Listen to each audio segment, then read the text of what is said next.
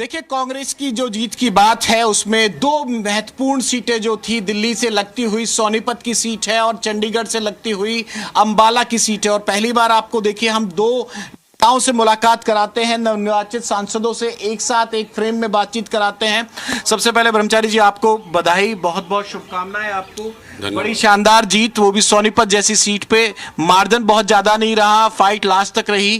पहला रिएक्शन इस नतीजों पर, जीत के मार्जिन पर और सोनीपत को कांग्रेस ने जो वापस हासिल किया।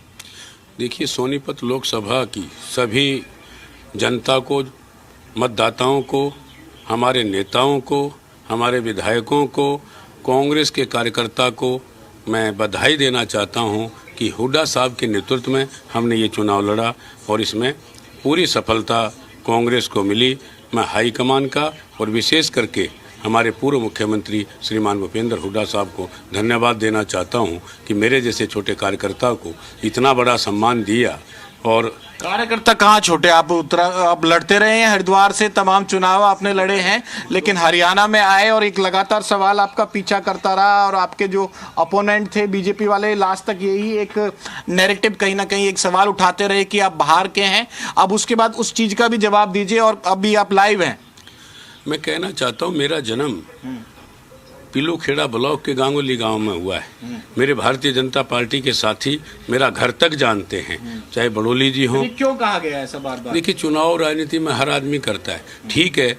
मेरा कर्मस्थली हरिद्वार रही है, मैं वहाँ चेयरमैन रहा हूँ 5 साल, विधायक का चुनाव भी लड़ा है और यहाँ पर मेरी जन्मभूमि सबको जानते हैं। हमारे यहाँ तो शास्त्र में लिखा है साफ, जननी जन्मभूमि चाहे स्वर्गात भी गिरियसी, जननी माँ और जन्मभूमि ये स्वर्ग से भी बढ़कर है। और मेरे को मौका मिला है, ये विचार भी था मेरा, और मैं खास करके विशेष करके हरियाणा के पूर्व मुख्यमंत्री और हाईकमान को भी बधाई देना चाहता हूं कि मुझे यहां से टिकट दिया, सेवा करने का मौका। मार्जिन जो रहा, टफ फाइट रही, उस पे एक रिएक्शन जरूर चाहेंगे। हरियाणा के लोग तमाम आपको सुन रहे हैं। 20,000 के आसपास का जो जीत का लास्ट में मार्जिन रहा, टफ फाइट रही काफी। देखिए, 22,000 से तो हम जीते 21,800 से, 2-3 मशीनें भी खराब रही, उसमें हमारे ही वोट थे, हो सकता है ये 25 तक चली जाती। और कार्यकर्ताओं ने बहुत काम किया, गर्मी बहुत थी, हमारे विधायकों ने बहुत काम किया है, हर नेता ने काम किया है। हमने ये चुनाव श्रीमान श्री भूपेंद्र हुड्डा साहब के नेतृत्व में लड़ा हरियाणा में, खास करके सोनीपत लोकसभा में, और सफलता मिली है। जीत चाहे 1 की हो चाहे 1 लाख की हो, जीत तो जीत होती है भाई, तो जीत होती है। वरुण जी, आपसे भी थोड़ा सा आप आगे आ जाइए मेरे फ्रेम तक। और एक छोर था दिल्ली से लगता हुआ सतपाल जी का, ब्रह्मचारी जी हैं, साधु महात्मा वाली इमेज थी, ये जीत कर आए। आपकी जो साफ छवि थी, मैं कह रहा हूं बात, और ये बात तमाम लोग भी कहते हैं आपके बारे में, ये एक सबसे बड़ा फैक्टर कहीं ना कहीं इस सीट पर रहा, और जो सिंपैथी मिल सकती थी वो नहीं मिली, तमाम ऐसी चीजें रही। आपकी जो छवि थी उस पर भी काफी कुछ, अंबाला का और चंडीगढ़ से लगती हुई सीट है और लोकसभा वाइज जो नंबर होते हैं, पहले नंबर की सीट है, तो खाता श्री गणेश आपकी सीट पे हुआ।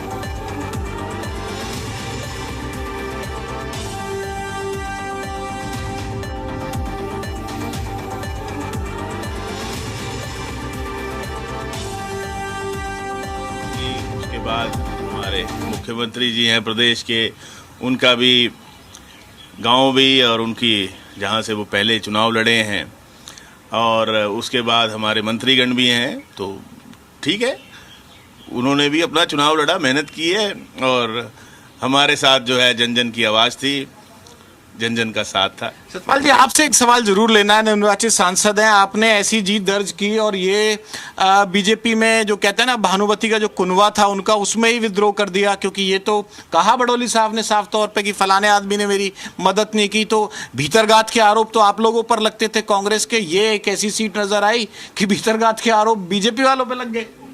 देखिए, मेरे साथ तो सारे नेता कांग्रेस एक साथ थी, चाहे हमारे चौधरी जो मैं बीजेपी की बात कर रहा हूँ, आप लोगों ने ऐसे किया कि यहाँ हमारे जो अध्यक्ष है चौधरी उदय भान जी के नेतृत्व में, कांग्रेस संगठन एक साथ खड़ा था और जिसका नेतृत्व श्रीमान भूपेंद्र हुड्डा साहब कर रहे हों, तो यहाँ तो एक भी ऐसा वो नहीं है कि भाई जिस पे मैं आरोप लगा तो मैं न्यूज़ वाला आदमी हूँ, एक आध खबर तो मैं लेके जाऊंगा जब इतनी लंबी चौड़ी बात कर रहा हूँ। सीधी बात है इसमें, मुझे ये बता दो, नाम मत बताना, क्या बीजेपी के कुछ लोगों ने भी किसी वजह से, आप लोगों की लाइकिंग की वजह से या किसी फ्यूचर राजनीति को देखते क्या आपकी मदद की? देखिए, हारने के बाद आदमी आरोप लगाता है। उनको पहले पता लग गया था कि मैं हार रहा हूँ, लेकिन मैं दावे के साथ कह सकता हूँ मेरे साथ केवल कांग्रेस के नेता, कांग्रेस के वर्कर्स और ये सोनीपत की गन्नौर में? मैं गन्नौर में भी मेरे साथ थे सब लोग। आप अपने मुंह से लेंगे नहीं। जब मैं क्लियर कह रहा हूँ, मेरे साथ टोटल कांग्रेस थी। मैंने बताया ना, संगठन के हमारे अध्यक्ष चौधरी उदय भान जी के नेतृत्व में और हमारे प्रदेश के जो मुखिया पूर्व मुख्यमंत्री रहे, और मैं तो आज घोषणा भी कर सकता हूं, अगले मुख्यमंत्री श्रीमान भूपेंद्र हुड्डा जी के नेतृत्व में चुनाव एकजुट होकर सभी विधायकों ने, पूर्व विधायकों ने, मुख्यमंत्री का कैंडिडेट घोषित कर रहे हैं। वहां से सिरसा से बात की तो सिरसा में भी शैलजा मैडम भी तैयारी कर रही हैं ऐसे। तो देखिए, हाईकमान का काम है, ठीक है ना। मेरी भावना जो है मैंने आपको अवगत करा दी। और रही बात, भाई वो तो विधानसभा में विधायक चुनते हैं और हाईकमान जिसका नाम लेगा। मेरी भावना ये है कि हमने जो चुनाव लड़ा है माननीय श्री भूपेंद्र हुड्डा जी के नेतृत्व में, चाहे मौलाना साहब हों, चाहे दीपेंद्र जी हों, चाहे हमारे जेपी साहब हों, कोई भी जीतने वाला जो भी निर्वाचित होके आया है, और इतना बढ़िया टिकट वितरण इतना बढ़िया यहाँ पर हुआ। चीजें तो लोकसभा के आ चुके हैं, उनका असर विधानसभा चुनावों पर किस तरह से पड़ेगा ये भी बड़ा महत्वपूर्ण है, क्योंकि हरियाणा ऐसा राज्य है जो सीधे तौर पर चुनाव में जाएगा, और चुनाव में यानी कि विधानसभा चुनाव में जाएगा। सतपाल जी, आपसे मैं शुरू कर रहा हूं। ब्रह्मचारी साहब, आप धार्मिक पूजा पाठ वाले व्यक्ति हैं, भविष्यवाणी अगर करने का मौका आपको मिले, क्योंकि सांसद तो नवनिर्वाचित हो चुके हैं, मैं आपकी जो पूजा पाठ का जो ज्ञान है उसके हिसाब से मौका देता हूं।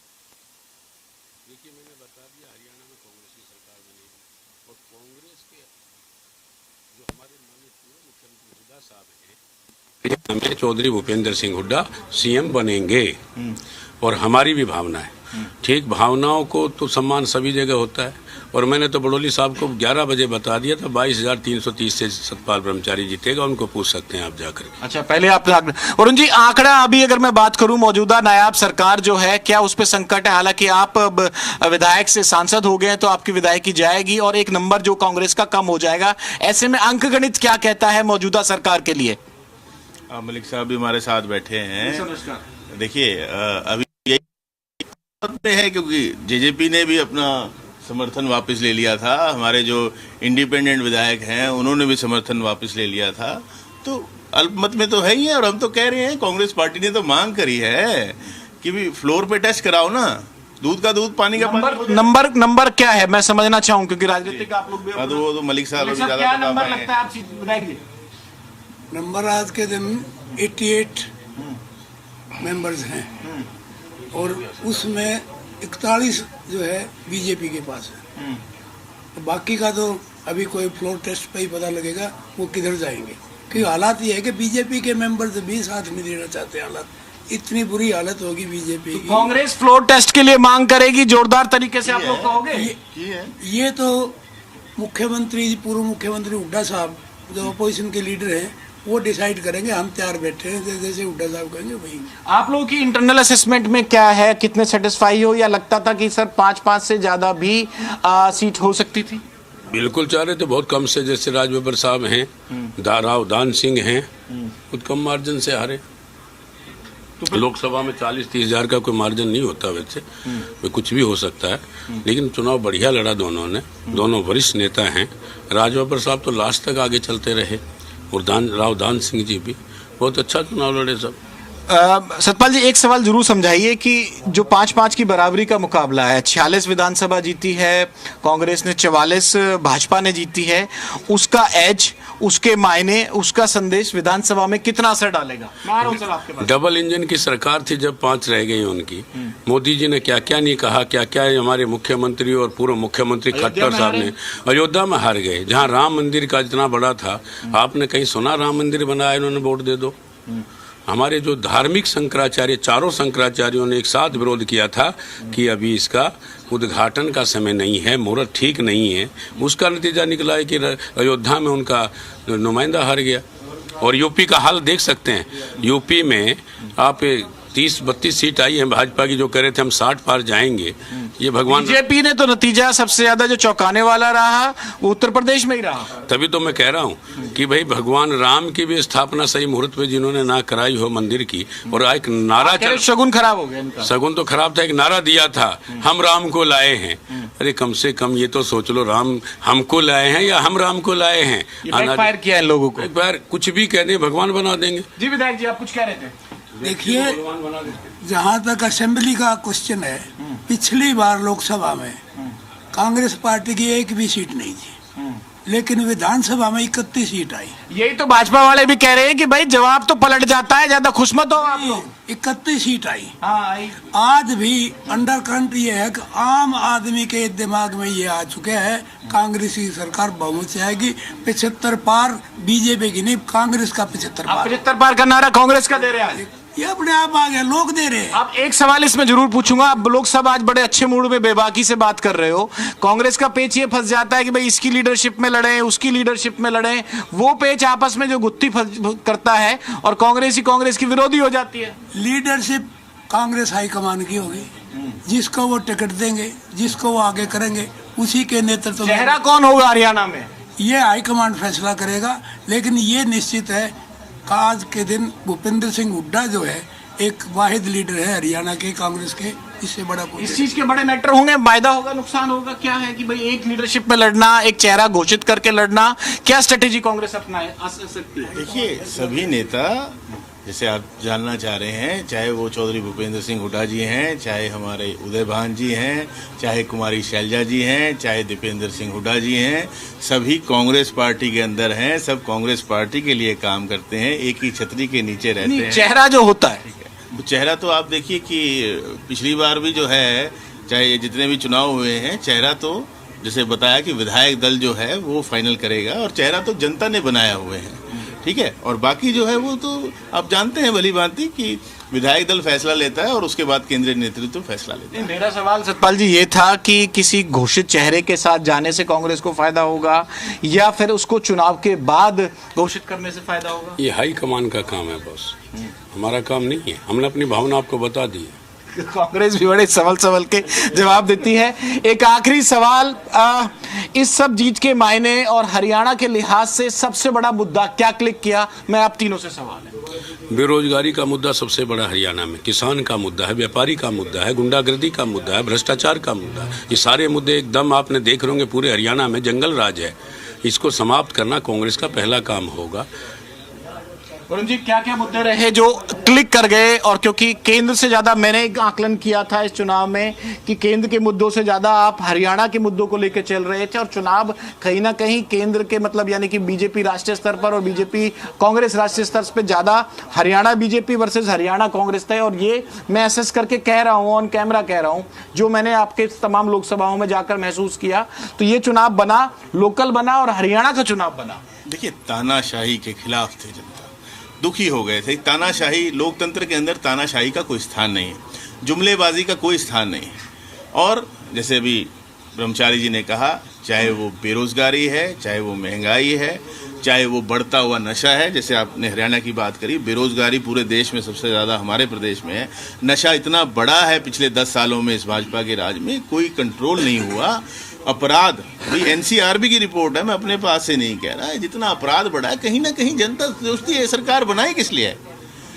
एक सवाल मलिक जी आपसे, क्या टिकट बंटवारे में भी कोई चूक हुई? गुड़गांव को लेकर और करनाल को लेकर थोड़े सवाल भी उठ रहे हैं कि और बेहतर अगर उम्मीदवार देते तो नतीजे कुछ और हो सकते थे। मेरे ख्याल में इससे बेहतर उम्मीदवार हो नहीं सकते थे। सोशल इंजीनियरिंग करके सब जातियों को साथ लेके टिकट दी गई है, और इससे बेटर कोई हो नहीं सकता। सोनीपत की जनता को एक आपके जरिए और एक आप अम्बाला की जनता, जो तमाम जो 3 जिले आते हैं, सोनीपत के लिए जो आपका संदेश हो? मेरा सोनीपत के लिए यही संदेश है कि भाई मुझे आपने सेवा करने का मौका दिया है और मैं निरंतर सोनीपत लोकसभा की सेवा करता रहूँगा। मत पछताना नहीं पड़ेगा। जैसे हाईकमान ने मुझ पर विश्वास किया है, मैं विश्वास पे खरा उतरने की कोशिश नहीं, पूरा जोर लगा के जो विश्वास मुझ पर व्यक्त किया है, चाहे हाईकमान और चाहे हमारे चौधरी उदय भान जी और हमारे पूर्व मुख्यमंत्री श्री भूपेंद्र हुड्डा जी, दीपेंद्र हुड्डा जी, हाई कमान ने जो मुझ पर विश्वास किया उस पर मैं खरा उतरने की कोशिश नहीं, पूरा प्रयास करूंगा कि मैं सोनीपत की जनता ये ना कहे कि हमने सतपाल ब्रह्मचारी को एमपी चुना था और वो दिखाई नहीं दिए जैसे पूर्व लोगों के लिए कहा गया।